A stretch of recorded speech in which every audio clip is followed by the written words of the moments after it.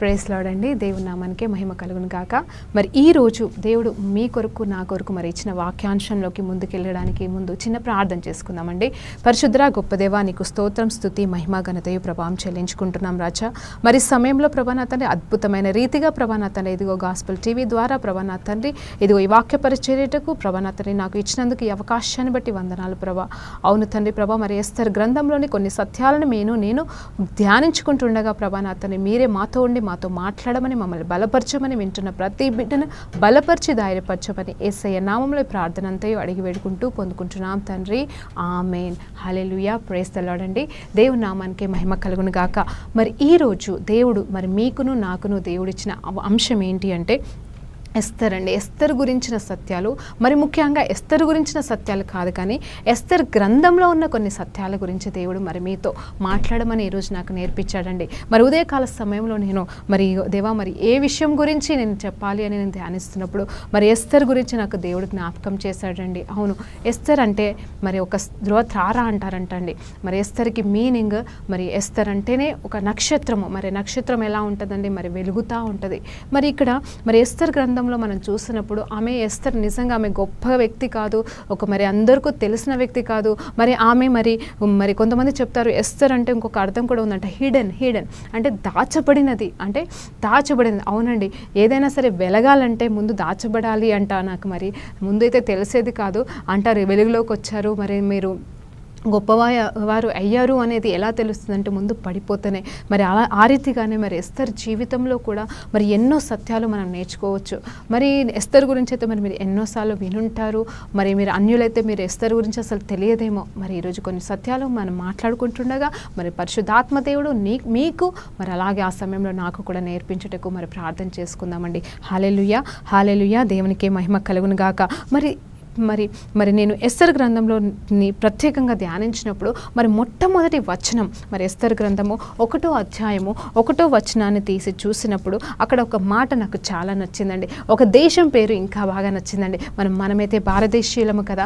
మరి ఆ దేశపు పేరు మరి బైబిల్ గ్రంథంలో మరి రాయబడిన ఉన్న గ్రంథం ఎస్తర్ గ్రంథం. హల్లెలూయా. మరి ఎంతోమంది అంటారు కదండి, మరి భారతదేశము మరి ఒక హిందూ సాంప్రదాయము, హిందూ దేశము, మరి విగ్రహారాధనకు సంబంధించింది. ఇక్కడ క్రైస్తత్వం అసలు లేనే లేదు. మరి క్రైస్తత్వం అసలు యేసు ప్రభు తర్వాత కాదు, మరి తోమా ద్వారా వచ్చింది అని చెప్తా ఉన్నారు. మరి తోమా గారు వచ్చి మరి యేసు ప్రభు గురించి సువార్త చెప్పారు అని చెప్తున్నారు. అది మాత్రం నిజమే అండి, కాదనట్లేదు. అంటే 200-300 సంవత్సరాల కింద, మరి 2000 సంవత్సరాల కింద మరి వచ్చిన సువార్త కాదు. కానీ మరి ముందే మరి ఎస్తర్ గ్రంథంలో రాయబడిన ప్రకారంగా మరి దేవుని ఆరాధికులైన యూదులు మరి జీవిస్తున్న దేశం అని మరి ఒక ఎస్తర్ గ్రంథంలో 1వ అధ్యాయంలో మరి 1వ వచనం క్లియర్గా చెప్తుంది. అంత మాత్రమే కాదు, మీరు ఒకవేళ ధ్యానించినట్లయితే మరి అదే గ్రంథంలో మరి ఇంకో 2 చోట్ల కూడా మరి 1వ అధ్యాయం కాకుండా మరి 2వ అధ్యాయంలోనూ మరి 8వ అధ్యాయంలో 9వ వచనము, 9వ అధ్యాయం 28వ వచనంలో కూడా రాయబడిందండి.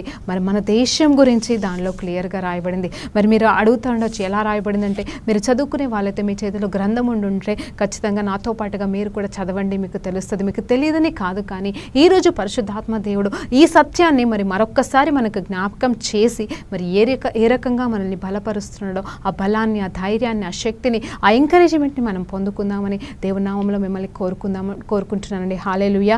మరి 1వ వచనం నేను ఒక్కసారి మీకోసం చదువుతానండి. అహష్వేరోషు దినములలో జరిగిన చర్యల వివరములు. హిందూ దేశము మొదలుకొని కూషు దేశం వరకు 127 సంస్థానములు అర్వయేషులో ఏలనంట. హల్లెలూయా. మరి ఈ అహర్వేషు అనే ఒక రాజు అండి. హల్లెలూయా. మరి ఈ రాజు ఏలిన సమయము 400 సంవత్సరాల BC అండి, క్రీస్తు పూర్వము 484 సంవత్సరం నుండి మరి 464 సంవత్సరం వరకు, అంటే ఇంచుమించు 22 సంవత్సరాల పాటు ఆయన ఏలిన సమయంలో మరి ఇక్కడ మరి ఆయన ఏలిన దేశాలేంటి, హిందూ దేశం అని మరి ఇంగ్లీష్ బైబుల్లలో మరి ఏ ఇంగ్లీష్ బైబుల్ తీసి మీరు చదివినాను దానిలో క్లియర్గా ఇండియా అని రాసి ఉంటుందండి. భారతదేశము ఇండియా గురించి క్లియర్గా రాయబడుతుంది. మరి తెలుగు బైబిల్లో అయితే హిందూ దేశం అని రాయబడింది. హల్లెలూయా, దేవునికే మహిమ కలుగును గాక. మరి ఎంత సంతోషకరమైన విషయం అండి. నీ పేరు నా పేరు బైబిల్లో అక్కడిక్కడ రాయబడి ఉంటే, ఒకవేళ ఆ బైబిల్లో ఉన్న పేరు నేను పెట్టుకొని ఉంటే దేవానికి స్తోత్రం, ఎంత సంతోషిస్తామండి మనము. కానీ ఇక్కడ చూడండి, దేవుని పరిశుద్ధ గ్రంథంలో, మరి దేవాది దేవుని పరిశుద్ధ గ్రంథంలో మరి హిందూ దేశమని, మరి ఇక్కడ ఇండియా అని క్లియర్గా రాయబడింది. అవును, మరి ఇండియా అంటే భారతదేశం. పరిశుద్ధాత్మ దేవునికి మహిమ కలుగును గాక. ఇదిగో ఎంత సంతోషకరమైన విషయం అండి. మన దేశము గురించి మరి క్లియర్గా రాయబడిన మరి గ్రంథంగా ఎస్తర్ గ్రంథం ఉంది. మరి చూద్దామంటే మరి ఎస్తర్ గారు మరి ఏ రీతిగా మన దేశానికి మరి వర్తిస్తున్నారు, ఆమె మన దేశానికి ఏమవుతుంది, మరి ఆ 484 BC క్రీస్తు పూర్వంలో మరి ఆమె మనకి ఏమవుతుంది అని చెప్పేసి మన గ్రంథమంతా ధ్యానించినట్లయితే ఆమె మనకి రాణి అవుతుందటండి. హల్లెలూయా, మరి రాణి అయ్యిందటండి. హల్లెలూయా, దేవునికే మహిమ కలుగును కాక. మరి ఎస్తర్ ఎవరండి? మరి ఎస్తర్ ఎవరనేది మనం గ్రహించినప్పుడు, ధ్యానించినప్పుడు, మరి ఎస్తర్ జీవితం అనేది ఒక అనాథగా ఉన్న బిడ్డ. మరి తనకంటూ ఏమీ లేదు. మరి తల్లిదండ్రులు మరి మరణించిన తర్వాత తన పినతండ్రి అయిన మొర్దెకై గారు మరి తనని పెంచుకున్నారు, మరి కూతురుగా పెంచుకున్నారు అని చెప్పేసి బైబిల్ గ్రంథం చెప్తుంది. హల్లెలూయా, దేవునికే మహిమ కలుగును గాక. నువ్వు అనాథ బిడ్డవై ఉన్నావా, లేకపోతే నీకెవరు లేరా, లేకపోతే అందరుండి దిక్కులేనిలాగా ఉన్నావా? మరి ఈరోజు ఎస్తర్ గ్రంథాన్ని ధ్యానిస్తున్నప్పుడు మరి దేవుడు నిన్నే రీతిగా హెచ్చించబోతున్నాడు. ఆనాడు మరి ఎస్తర్ ఒక అనాథ పిల్లని, నిజమే భారతదేశానికి కూడా ఒక రాణిగా చేసిన దేవుడు, దేవాది దేవునికి మహిమ కలుగును గాక. మరి ఈరోజు నువ్వు అనాథగా ఉన్నావా తమ్ముడా? మరి ఎదుగో నువ్వు అనాథగా ఉన్నావా చెల్లి, అక్క, మరి నీకెవరు లేరా, ఉండి కూడా అనాథగా ఉంటున్నావా? మరి నిన్ను ఏ రీతిగా ఏ రాణిగా చేయబోతున్నాడు?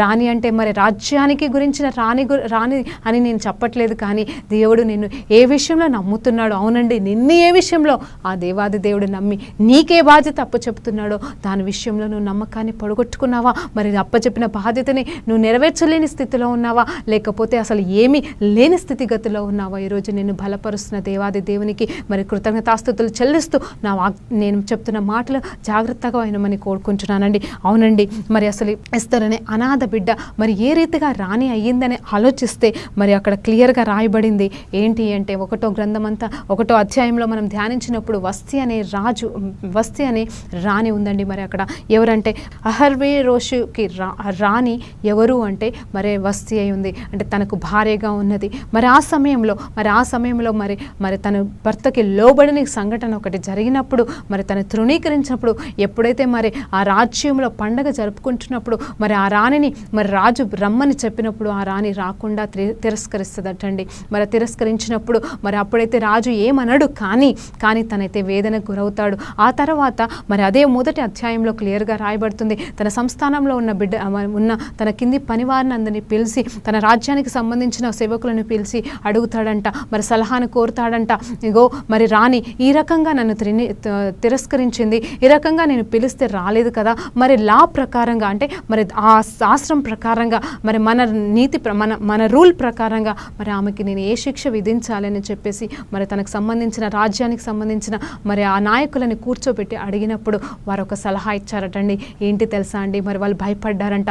రాజా, ఇదిగో రాణి మరి నీ మాటకు కాదనంటే మరి మా భార్యలు, మాకు సంబంధించిన వారు కూడా మరి మా మాటని తృణీకరిస్తారు, మరి వాళ్ళ గర్వానికి వెళ్ళిపోతారు. మరి మేము కూడా ఇలాంటి అవమానాన్ని భరించలేము కదా, ఇది మనుషులకే అవమానము కదా, మరి ఏం చేద్దాము అంటే మరి ఇప్పటికైతే ఈ రాణిని మరి తీసేద్దాము, ఈ రాణి మరి రాణిగా ఉండడానికి అర్హురాలు కాదు కాబట్టి ఈమెను మీరు తృణీకరించి దూరం పెట్టండి. మరి మీకోసము మరి కంటిన్యూషన్ చూస్తే మీకోసం మేము వేరే రాణిని మరి సిద్ధపరుస్తాము, తీసుకొస్తామని ఉంటుందండి. హల్లెలూయా, దేవునికే మహిమ కలుగును గాక. నిజమే, ఇక్కడ వస్తి అనే రాణి ఎందుకు తన రాజకత్వాన్ని మరి తను రాణిగా ఉన్న హోదాని ఎందుకు కోల్పోయింది అంటే కేవలం ఒకటే కారణం, తనలో ఉన్న అహంకారము, గర్వం. తన భర్తకి లోబడాలని మరి వాక్యాలు చెబుతున్నాయి. తనకి తెలుసో తెలీదో మరి తను ఒక పర్షియన్ రాజు, మరి అక్కడ ఉన్న రాజు అయితే ఆ సమయంలో మరి పర్షియన్లో ఉన్నాడు. మరి అక్కడ సత్యం తెలియదని నేను అనుకోవట్లేదు, కానీ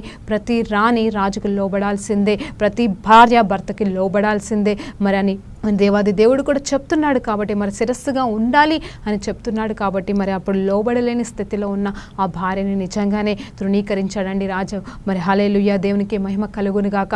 అంత మాత్రమే కాదు, నిజమే, మరి ఆ 1వ అధ్యాయంలో ఒక వచనం చదివినప్పుడు నాకు ఆశ్చర్యం వేసిందండి. ఆ వచనం ఏంటంటే 22వ వచనము. దాంట్లో ఏమని ఉంటుంది అంటే, ప్రతి పురుషుడు, చూడండి, అది రాజు ఇచ్చిన ఆజ్ఞ. ఎవరికి అంటే చూడండి, 127 సంస్థానాలకి మరి రాజుగా ఉన్న రాజు, అందులో భారతదేశంకి కూడా మరి ఆయన రాజుగా ఉండగా ఆయన విధిస్తున్న రూల్, మరి ఆయన శాసిస్తున్న విధానం ఏంటి అంటే, ప్రతి పురుషుడు, చూడండి, ప్రతి పురుషుడు తన ఇంటిలో అధికారిగా ఉండవలననియు, ప్రతి పురుషుడు తన స్వభాషను అనుసరించి తన ఇంటి వారితో మాట్లాడవాలని నేను ఆజ్ఞ ఇచ్చి, ప్రతి సంస్థానమునకు, చూడండి, ప్రతి సంస్థానమునకును దాని వ్రాత ప్రకారముగాను, ప్రతి జనమునకును దాని భాష ప్రకారముగాను రాజు తన సకలమైన సంస్థానములకు దానిని గూర్చిన తాకీదులను పంపించి ఉన్నాడండి. హల్లెలూయా. ప్రతి సంస్థానానికి మరి ప్రతి పురుషుడు కూడా మరి ఆ ఇంటికి సంబంధించిన వాటికి మరి తనే హెడ్గా ఉండాలని, తనే తలగా ఉండాలని, తనే యజమానుడిగా ఉండాలని, అధికారిగా ఉండాలని మరి ఇక్కడ రాజు ఆదేశిస్తున్నాడటండి. హల్లెలూయా. ఆదేశం మాత్రమే కాదు, మరి అన్ని చోట్ల మరి దాన్ని ప్రచురం చేశాడటండి. అంటే రాజు శాసనం అనేది ఖచ్చితంగా అది నెరవేర్చబడాలి. అక్కడ చూస్తే 127 సంస్థానాలలో భారతదేశం కూడా ఉందండి. హల్లెలూయా. ఆ భారతదేశానికి కూడా మరి ఈ రాజు రాసిన శాసనము వచ్చిందండి. హల్లెలూయా. దేవునికి మహిమ కలుగును గాక. నేను చెప్తుంది క్రీస్తు పూర్వము 400 సంవత్సరంలో జరిగిన సంఘటన గురించి. నిజమే, ఆ 400 సంవత్సరాలు ఏ రీతిగా మరి పురుషుడు భార్య ఎలా ఉన్నారో, భార్య భర్తలు అనేవాళ్ళు మరి ఎలా ఉన్నారో, ఐక్యత ఉందా లేదా, మరి ఎవరు యజమానులుగా ఉన్నారో నాకు తెలియదు. కానీ ఇక్కడ మాత్రం రాజు ఇచ్చిన శాసనం ప్రకారంగా ఈ రీతిగా మరి భార్య కిందనే ఉండాలి, భర్త తలగా ఉండాలి అని మాత్రం క్లియర్గా రాయబడిందండి. హల్లెలూయా. దేవునికి మహిమ కలుగును గాక. దేవానికి స్తోత్రం తెలియజేస్తున్నాను. అవును, మరి నిజంగా గర్వం అహంకారం ఉన్న భార్యలారా, మరి ఈరోజు మీతో మాట్లాడుతున్నాను. నిజమే, మీ గర్వాన్ని బట్టి మరి మీ భర్తలు మీ నెత్తి మీద ఉన్నారా, మీ కింద ఉన్నారా నాకు తెలియదు. కానీ దయచేసి మిమ్మల్ని యేసు నామములో వేడుకుంటున్నాను, మీ గర్వం, మీ అహంకారం మీకే నాశనం, కానీ మీ భర్తకు మేలు కాదు, నీ కుటుంబానికి మేలు కాదు. నిజమే, నేను స్త్రీని ఈరోజు గద్దిస్తున్నాను, వాక్యం వింటున్న ప్రతి స్త్రీని గద్దిస్తున్నాను. ఈరోజు ఇక్కడ మనం వాక్యం చదువుతుండగా ఈ వస్తి రాణి నిజంగా తనకున్న అధికారాన్ని, రాజకత్వాన్ని, ఒక రాణి యోగాన్ని ఎలా కోల్పోయిందంటే కేవలం తనకు వచ్చిన అహంకారాన్ని బట్టి. హల్లెలూయా. దేవునికి కేవలం తన భర్తని తృణీకరించడం మూలంగా తన రాజకత్వాన్ని కోల్పోయిందండి. Praise the lord. దేవునికి మహిమ కలుగును గాక. సరే అండి, మరి అక్కడితో ఆగిపోదాము. మరి ఎస్తర్ గురించి ధ్యానిద్దాము. మరి ఎస్తర్ ఏ రీతిగా మరి రాణిగా అయిపోయింది అనేది కూడా మనం చూసినట్లయితే, మరి వెంటనే మరి 2వ అధ్యాయంలో మనం చూసినప్పుడు అక్కడ ఏం జరుగుతుందో తెలుసా అండి. మరి అందరూ అంటారంట, అక్కడ ఉన్న మరి నాయకులంతా, అయ్యా మరి ఒంటరివాడి అయిపోయావు కాబట్టి, అలా ఉండడము మేలు కాదు కాబట్టి, ఇదిగో నీకోసం ఒక రాణిని మేము ఏర్పాటు చేస్తాము. కానీ ఇక్కడ ఎలాంటి రాణి, ఎవరా రాణి, ఎలా తీసుకొస్తాము అంటే, మరి 2వ అధ్యాయంలో చూసినప్పుడు 3వ వచనంలో క్లియర్గా రాయబడింది. కన్యకలందరినీ, ఎలాంటి కన్యకలంట, సౌందర్యము కలిగిన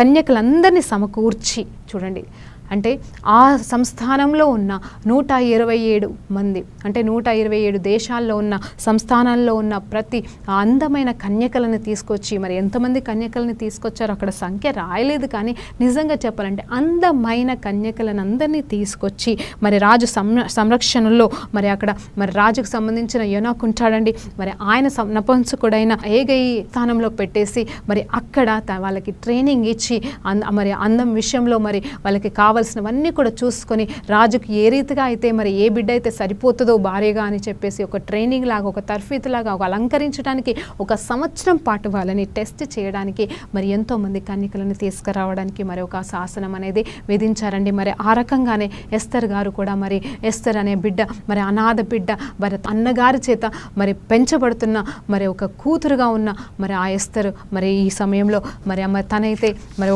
ఒక అన్యురాలు కాదండి, మరి అన్యురాలైతే కాదు, కానీ ఆమె బెంజమిన్ నుండి వచ్చిందంటండి. బెంజమిన్ నుండి వచ్చింది. హల్లెలూయా. దేవునికి మహిమ కలుగును గాక. హల్లెలూయా. ఆమె దేవుని బిడ్డ ఉంది, యూదా గోత్రానికి సంబంధించిన బిడ్డ ఉంది, అంటే మన యూదులకు సంబంధించిన బిడ్డ ఉంది. బెంజమిన్ గోత్రానికి సంబంధించిన బిడ్డగా ఉన్న ఎస్తర్ మరి ఇక్కడ అనాథ బిడ్డగా ఉన్న బిడ్డ మరి కన్యకగా ఉంటుండగా ఆమెను కూడా మరి రాజ సంస్థానంలోకి తీసుకురావడం జరిగింది. హల్లెలూయా. దేవునికి మహిమ కలుగును గాక. అప్పుడు మొర్దెకై క్లియర్గా చెప్తాడు, అమ్మ నీ గురించిన సత్యం అయితే నువ్వు చెప్పకూడదు, నువ్వు రహస్యంగా ఉండు, నువ్వెవరనేది ఎవరికి చెప్పాల్సిన అవసరం లేదంటే తన యూదురాలన్న విషయము మరి ఎవరికి అక్కడ తెలియట్లేదండి. హల్లెలూయా, దేవునికి మహిమ కలుగును గాక. తన అన్నగారు చెప్తున్న మాటకి లోబడి తను ఏం చెప్తుంది అంటే నేను ఎవరికి సంబంధించిన దాన్ని కాదు కానీ ఒక అనాథగానే ఉన్నాను అని చెప్పుకుంటుందండి. దేవునికి మహిమ కలుగును గాక.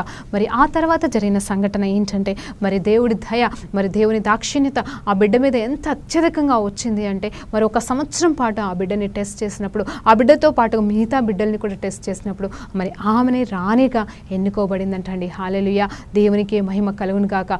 ఎందుకు చెప్తున్నానంటే ఆ మాట నిజమే, రాణి అవ్వాలంటే కేవలం అందచందాలు కాదు. నిజమే అండి, ఒకవేళ ఒక రాజుకి మరి రాణి కావాలంటే వేరే రాజ్యాలకు వెళ్ళి ఏ రాణినో ఏ యువరాణినో తీసుకొచ్చి, పరిశుద్ధాత్మ దేవునికి మహిమ కలుగును గాక, అవును, ఒక రాజకుమార్తెను తీసుకొచ్చి ఎంతమంది రాజ్యాలను అంతలో ఉన్న మరి అత్యధికమైన ఉన్నత స్థలంలో ఉన్న బిడ్డల్ని తీసుకొచ్చి మరి రాణిగా చేస్తారు. కానీ ఇక్కడ ఏం జరుగుతుందంటే మరి వస్తి అనే ఒక రాణి, ఆమె ఆల్రెడీ ఒక యువరాణి అయి ఉండొచ్చు, వేరే రాజ్యానికి సంబంధించిన బిడ్డ అయి ఉండొచ్చు, కానీ ఆమె అహంకారాన్ని బట్టి అలాంటి బిడ్డ వద్దనుకున్నారో మరి తెలియదు. కానీ మరి అనాథ బిడ్డనైన ఎస్తర్ని కూడా తీసుకొచ్చి రాణిగా చేయడానికి మరి ట్రైనింగ్ తర్ఫీదిస్తున్నారండి. అంత మాత్రమే కాదు, మరి అక్కడ మరి చూస్తే మరి ఎస్తర్ అందమైనదిగా ఉన్నది నిజమే, మరి ఎస్తర్తో పాటుకు వచ్చిన బిడ్డలందరూ కూడా అందంగానే ఉన్నారండి. మరి ఎందుకు కేవలం ఎస్తర్ గారే మరి రాణిగా అయ్యిందంటే కేవలం నేను ధ్యానించినప్పుడు నాకు అర్థమైన సత్యం ఏంటండి, అక్కడ ఒక వాక్యం క్లియర్గా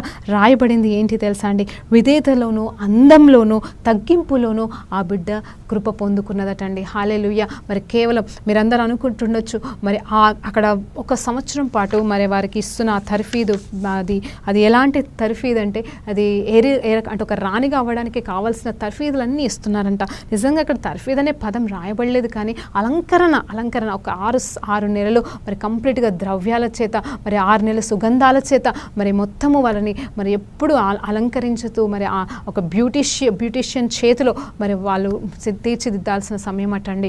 హల్లెలూయా, దేవునికి మహిమ కలుగును గాక. మరి ఆ రీతిగా మరి ఆల్రెడీ అందమైన కన్యకలు ఉన్నారు, వాళ్ళంతా అందమైన వారిని ఆ రీతిగా 1 సంవత్సరం పాటు చేస్తే మరి ఇంకా అందంగా తయారవుతారండి. హల్లెలూయా. మరి ఎస్తర్తో పాటుగా మిగతా వాళ్ళందరూ కూడా అందంగానే ఉన్నారు, మరి ఆ బిడ్డ కూడా అందంగానే ఉంది కాబట్టి అందరూ అందంగానే ఉన్నారు. కానీ ఎస్తర్కి ఏ రీతిగా మరి కృప పొందుకుంది అంటే అక్కడ ఒక వచనం క్లియర్గా రాయబడిందండి.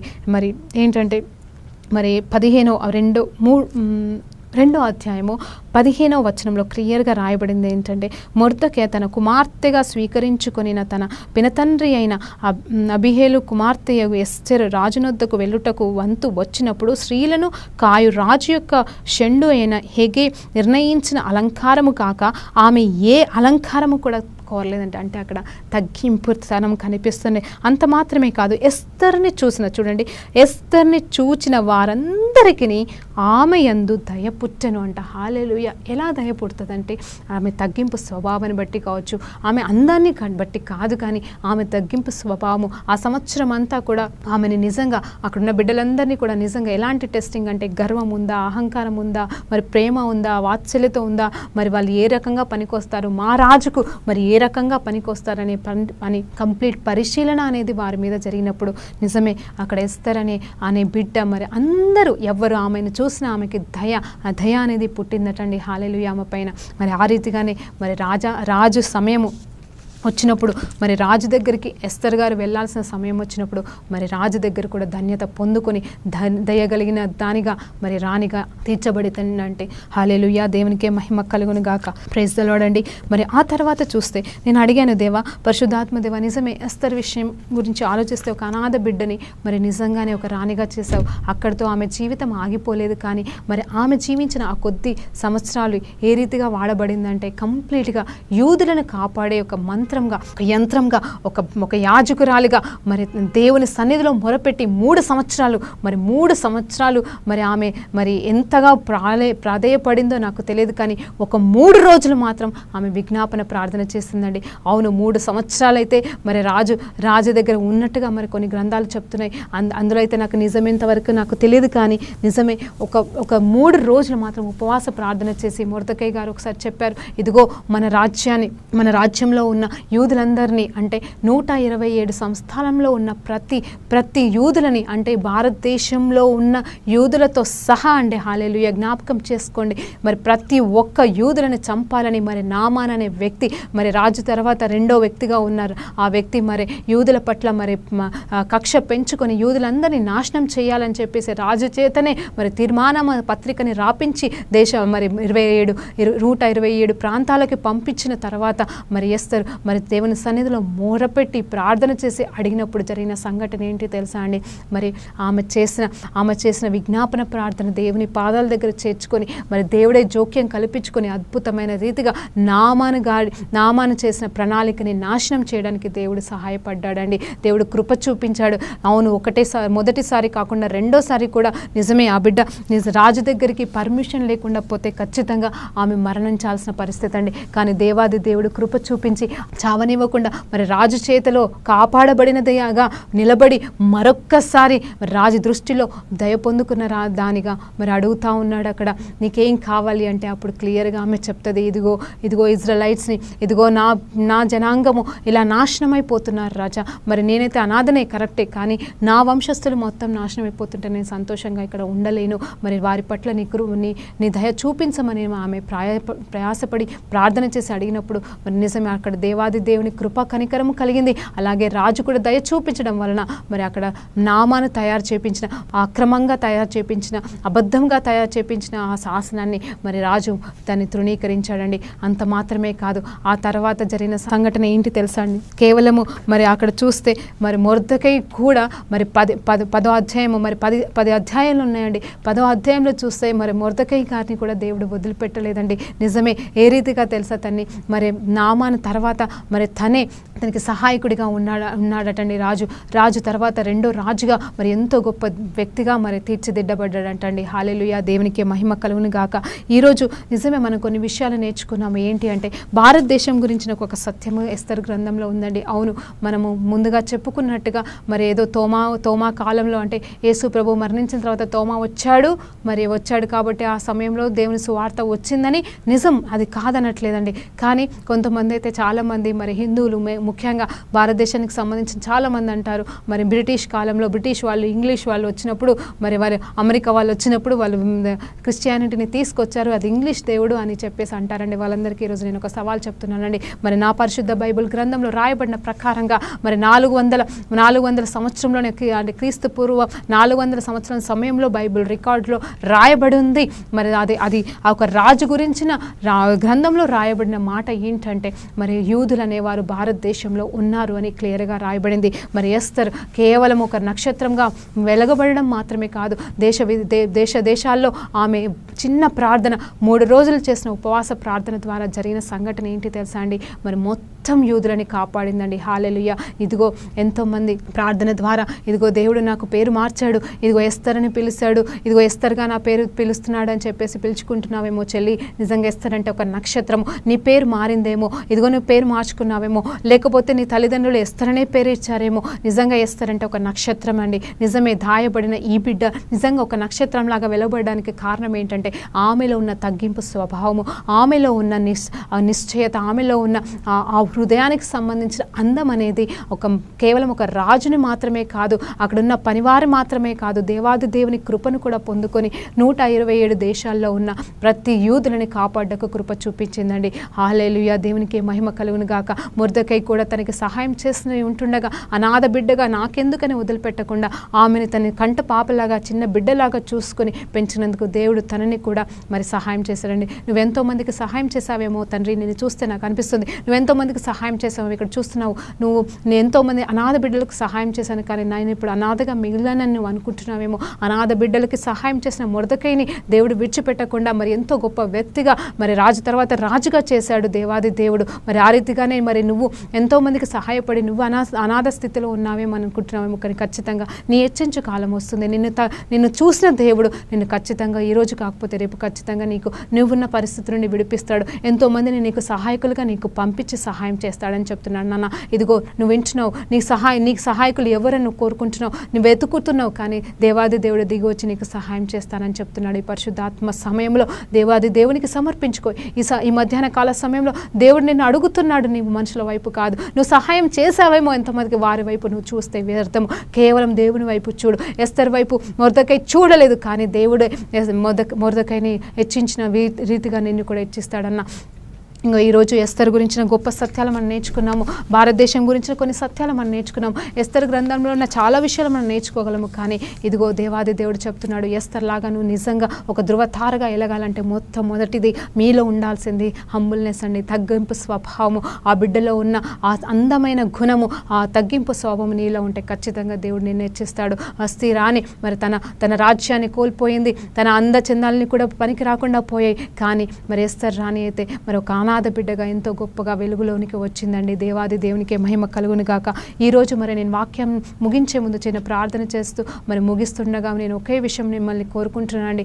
ఏంటి అంటే నిజమండి, ఎస్తర్ అనాథ కావచ్చు, కానీ ఆ బిడ్డ అనాథగా మిగలేదు. రాణిగా, భారతదేశానికి కూడా ఒక రాణిగా మరి రికార్డులు చూసినప్పుడు ఆమె ఒక రాణిగా అని రాయబడిందండి. ఈరోజు దేవుడు నీకు అప్పచెప్తున్న దాని విషయంలో నీకేది దేని మీద నిన్ను యజమానురాలుగా పెడుతున్నాడో ఆ విషయంలో నువ్వు నమ్మకంగా ఉంటే నేను ఇంకా హెచ్చిస్తాడని దేవుని నామంలో మిమ్మల్ని వేడుకుంటున్నానండి. చిన్న ప్రార్థన చేసుకొని ముగించుకుందామండి. పరిశుద్ర గొప్ప దేవా నీకు స్తోత్రం, స్తుతి, మహిమ, ఘనతయు ప్రభావం చెల్లించుకుంటున్నాను రాజా. హల్లెలూయా దేవా నీకు స్తోత్రం రాజా. అవును తండ్రి ప్రభా, అవును ప్రభా, జీవితంలో ఎంతోమంది ప్రభా నా తని దుష్టులు ప్రభా నా తని నెగిటివ్ వలలు వేస్తూ ఉన్నారు. కానీ ప్రభా నా తని నువ్వైతే ఎస్తర్ జీవితంలో కాపాడినట్టుగా మమ్మల్ని కూడా కాపాడుతున్న దేవుడు. మొదటిగా ఆ బిడ్డని అనాథగా ప్రభా నా తనేసే దుష్టుడు చేశాడేమో, కానీ ప్రభా నా తని ఆ బిడ్డని గొప్ప రాణిగా చేసిన దేవుడు. మా జీవితంలో మమ్మల్ని ఎవరు విడిచి వెళ్ళిపోయినను ప్రభా నా తని మీరు విడవకుండా మాకు తోడుగా ఉన్న దేవా. ఇదిగో ఎంతమంది అనాథ బిడ్డలు వారందరినీ దీవించండి, ఆశీర్వదించండి ప్రభా. దిక్కులేని వారికి సహాయపడమని అడుగుతూ, అవును ప్రభా మా భారతదేశం వైపులో కూడా ప్రభా అతని ఒక్కసారి జ్ఞాపకం చేసుకోమని అడుగుతున్నా అంతని. మరి ముఖ్యంగా ప్రభా ఎస్తర్ లాగా వాడబడాలని ఆశపడుతున్న స్త్రీలని ప్రభా అతని ప్రత్యేకంగా ఈ మధ్యాహ్న కాలంలో దర్శించండి ప్రభా. అవును ప్రభా ఒక ఎస్తర్ ప్రభా అతను వేసే ఎన్నో దేశాలకి ప్రభా అతని విడుదలకి ప్రభా అతను ఒక డెలివరర్గా ప్రభా వాడబడింది ప్రభా. ఆ రీతిగానే మరి భారతదేశంలో మేము ఎంతోమంది ఎస్తర్ లాగా వాడబడాలని ఆశపడుతున్న ప్రతి స్త్రీని లేవనెత్తండి ప్రభా. ఈ దేశం ఒక చిన్న దేశం తండ్రి, ఈ చిన్న దేశాన్ని ప్రభానాతని ఉజ్జీవాన్ని తీసుకురావడానికి ప్రభానాతని ఎస్తర్ లాంటి బిడ్డలను మీరు లేవనెత్తి ప్రభా మీ అభిషేకాన్ని ప్రభానాతని మా దేశం మీద కుమ్మరించి ఇది అంత్య దినంలో మేము ఉంటుండగా ప్రభానాతని విగ్రహారాధన నుండి మాకు విడుదల దయచేసి నీ రాజ్యాన్ని ఈ దేశంలో స్థాపించమని మరొక్కసారి వేడుకుంటూ ప్రభానాతని నజరేయుడైన యేసు ప్రభు నామంలో అడిగి వేడుకుంటూ పొందుకుంటున్నాం తండ్రి. ఆమేన్. Praise the lord.